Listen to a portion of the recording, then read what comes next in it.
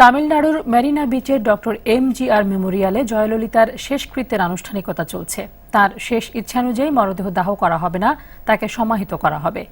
Kamarajar সালাইয়ের MGR মেমোরিয়ালে জয়ললিতার গুরু এবং সাবেক মুখ্যমন্ত্রী এমজি রামাচন্দ্রনের সমাধির পাশে তাকে সমাহিত করা হবে। এখানে এর আগে আরও 6 প্রয়াত মুখ্যমন্ত্রীর শেষকৃত্য অনুষ্ঠিত হয়েছে। এ সময় শেষবারের মতো নিজেদের প্রিয় নেতাকে দেখতে ভিড় জমায় ভক্তরা। সোমবার রাতে চেন্নাইয়ের অ্যাপোলো হাসপাতালে মারা যাওয়ার পরই মরদেহ নেওয়া হয় তার নিজের বাড়ি পৌজ গার্ডেনে। ভারতের রাজনীতিতে খুবই প্রভাবশালী এবং জনপ্রিয় এই নেতার মৃত্যুতে 7 দিনের শোক ঘোষণা করেছে রাজ্য সরকার। বিহার, কর্ণাটকে চলছে 1 দিনের শোক। 3 দিন বন্ধ রাখা হয়েছে তামিলনাড়ুর শিক্ষা প্রতিষ্ঠানগুলো। তার মৃত্যুতে শোক জানিয়েছেন প্রধানমন্ত্রী নরেন্দ্র মোদী সহ প্রায় সব রাজনীতিক।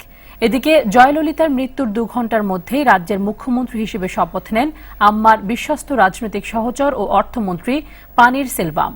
এ সময় সম্মিলিতভাবে শপথ নেন 32 সদস্যের মন্ত্রিপরিষদ।